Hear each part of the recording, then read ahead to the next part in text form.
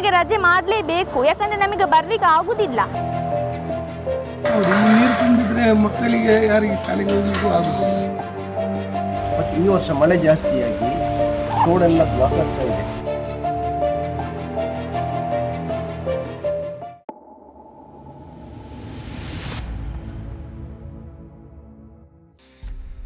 ಮಂಗಳೂರು ನಗರದಲ್ಲಿ ಎಡೆಬಿಡದೆ ಮಳೆ ಸುರಿಯುತ್ತಿದ್ದು, ಇದರ ಪರಿಣಾಮವಾಗಿ ಅಂಗಡಿ, ಮಳಿಗೆ, ಮನೆಗಳಿಗೆ ನೀರು ನುಗ್ಗಿದೆ.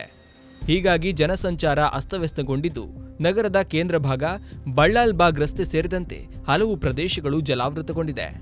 ಈ ಹಿನ್ನೆಲೆಯಲ್ಲಿ ಮಂಗಳೂರಿನಲ್ಲಿ ಮಳೆ ಮಾಡಿದ ಅವಾಂತರಗಳು ಜನರಿಗೆ ಎಷ್ಟು ಸಮಸ್ಯೆ ಮಾಡಿದೆ ಎಂಬುದರ ಕುರಿತಾಗಿ ಮಂಗಳೂರಿನ ಜನತೆ ಏನಂತಾರೆ, ಈ ವಿಡಿಯೋ ನೋಡಿ.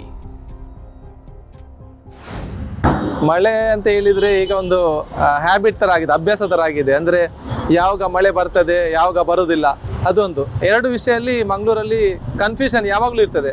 ಒಂದು ಮಳೆ ಯಾವಾಗ ಬರ್ತದೆ, ಯಾವಾಗ ಬರಲ್ಲ ಅಂತ. ಇನ್ನೊಂದು ರೋಡ್ ಮಂಗಳೂರಿದು, ಎಲ್ಲಿ ಹೋಗುವಾಗ ಈ ರೋಡ್ ಇವತ್ತು ಓಪನ್ ಇದ್ರೆ ನಾಳೆ ಆ ರೋಡ್ ಓಪನ್ ಇರ್ತದ ಅಲ್ಲ ಬಂದಿರ್ತದೆ ಅಂತ ಹೇಳಲಿಕ್ಕೆ ಆಗುದಿಲ್ಲ.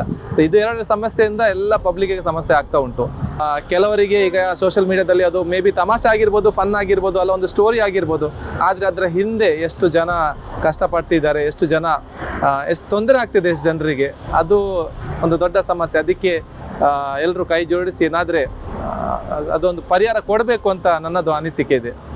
ಮಳೆಗಾಲ ಪ್ರತಿ ವರ್ಷ ಬರ್ತದೆ, ಆದರೆ ಸುಭಾಷ್ ನಗರದಲ್ಲಿ ಈ ವರ್ಷಕ್ಕೆ ಕಂಪೇರ್ ಮಾಡಿದರೆ ಹಿಂದಿನ ವರ್ಷಕ್ಕೆ ಒಂದು ಸಾಧಾರಣ ಮಳೆ ಬಂದರೂ ಕೂಡ ಸಾಧಾರಣ ನೀರು ನಿಂತಿತ್ತು. ಆದರೆ ಈ ವರ್ಷ ಎರಡು ಸೈಡಲ್ಲಿ, ಥರ್ಡ್ ಮೈನಲ್ಲಿ, ಫಸ್ಟ್ ಮೈನಲ್ಲಿ ಕಾಂಕ್ರೀಟ್ ಮಾಡಿದ ನಂತರ ಎಲ್ಲ ನೀರುಗಳು ಬಂದು ಇಲ್ಲಿ ಸೇರ್ತಕ್ಕಂಥ.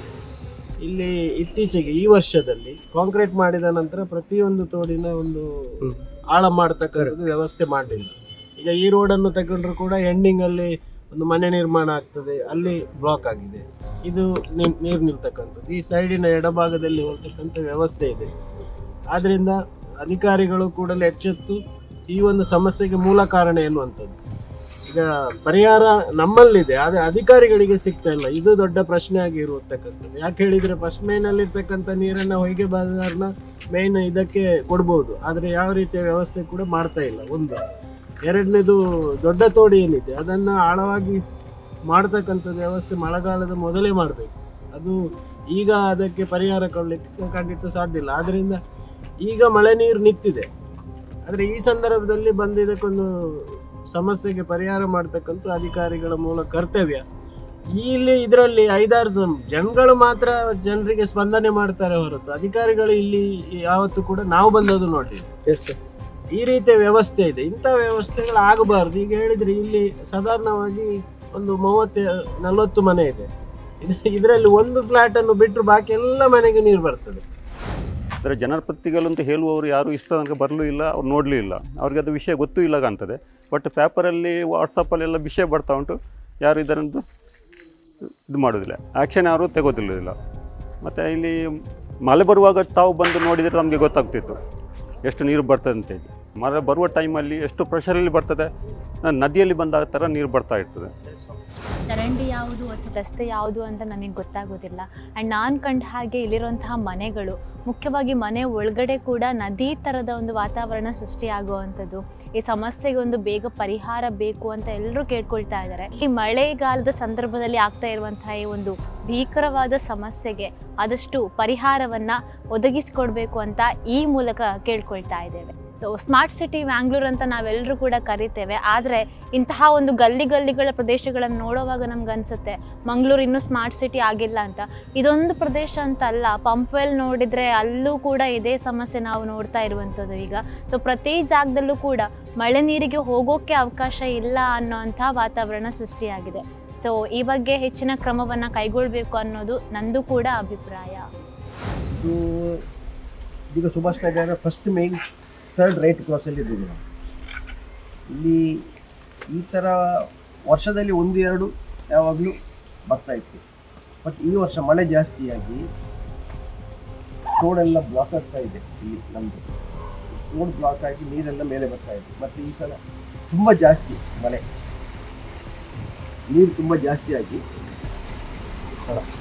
ಮೇಲೆ ಬಂದಿದೆ. ಮೊದಲು ಸೆಕೆಂಡ್ ಮೈನಲ್ಲಿ ನೀರು ನಿಲ್ತಿರಲಿಲ್ಲ. ಇವಾಗ ಸೆಕೆಂಡ್ ಮೇಯ್ನಲ್ಲಿ ನೀರು ನಿಲ್ಲಲಿಕ್ಕೆ ಶುರುವಾಗಿದೆ. ಅದು ಏನು ಪ್ರಾಬ್ಲಮ್ ಅಂತಲೇ ಗೊತ್ತಾಗ. ಮಳೆಗಿಂತ ಮೊದಲು ಕಾರ್ಪೊರೇಟ್ ಅವರು ಬಂದು ಏನಾದ್ರು ಹೋಗಿದ್ದಾರೆ? ಕಾರ್ಪೊರೇಷನ್ ಎಂಪ್ಲಾಯೀಸ್ ಬಂದು ಅದನ್ನು ರಿಪೇರಿ ಎಲ್ಲ ಮಾಡ್ತಿದ್ರು, ಅದು ಕಸ ತೆಗಿತಾ ಇದ್ರು. ನಾನು ರಕ್ಷಿತಾ ಅಂತ 10ನೇ ತರಗತಿಯಲ್ಲಿ ಕಲಿತಾ ಇದ್ದೇನೆ.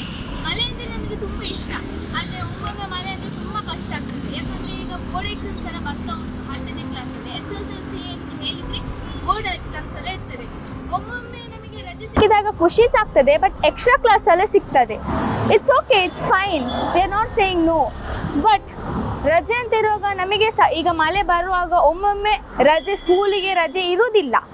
ಆದರೆ ಇಲ್ಲೇ ನಾನು ಇರೋದು ಬಲಾಲ್ಬಾಗಲ್ಲಿ. ನೆನ್ನೆ ನೋಡಿದ್ರಲ್ಲ ಎಷ್ಟು ನೀರೆಲ್ಲ ತುಂಬಿತ್ತು, ಮತ್ತು ಬೋಟ್ ಎಲ್ಲ ಬಂದಿತ್ತು. ಹಾಗೆ ಒಮ್ಮೊಮ್ಮೆ ನಮಗೆ ಮಳೆ ಬಂದಾಗ ರಜೆ, ಸ್ಕೂಲ್ ಇದ್ದರೆ ನಮಗೆ ರಜೆ ಮಾಡಲೇಬೇಕು, ಯಾಕಂದರೆ ನಮಗೆ ಬರಲಿಕ್ಕೆ ಆಗುವುದಿಲ್ಲ. ಹೌದು, ಈ ನೀರು ತುಂಬಿದ್ರೆ ಮಕ್ಕಳಿಗೆ ಯಾರಿಗೆ ಶಾಲೆಗೆ ಹೋಗ್ಲಿಕ್ಕೂ ಆಗುದಿಲ್ಲ. ಮೋಸ್ಟ್ ಈ ಮನೆ, ನಮ್ಮ ಮನೆ ಎಲ್ಲ 15 ಇಂಚ್ವರೆಗೆ ನೀರು ಬರ್ತದೆ. 5 years ಮುಂಚೆ ಒಮ್ಮೆ ಬಂದಿತ್ತು ನೀರು, ಅದರ ನಂತರ ಈಗ 2 ಸಲ ಆಗಿದೆ. ಹಾಂ, ಮತ್ತೆ ಹೋದ ವರ್ಷ ಮತ್ತು ಈ ವರ್ಷದಿಂದ ಸಮಸ್ಯೆ ಇದೆ. ಹೋದ ವರ್ಷ ಅಷ್ಟು ಇಲ್ಲ, ಈ ವರ್ಷ ತುಂಬ ಇದೆ. ಯಾಕಂದರೆ ಎಲ್ಲ ನೀರು ಅಮ್ಮೆಕೆರೆ ಸೈಡಿಂದ ಎಲ್ಲ ನೀರು ಈಚೆನೇ ಬರ್ತದೆ, ಒಂದೇ ಕಡೆ ಡೈವರ್ಟ್ ಮಾಡಿ ಇಟ್ಟಿದ್ದಾರೆ. ಇದು ಲೋ ಏರಿಯಾ ಆಗಿ ಇದು ಮೇನ್ ಎಫೆಕ್ಟ್ ಆಗ್ತದೆ.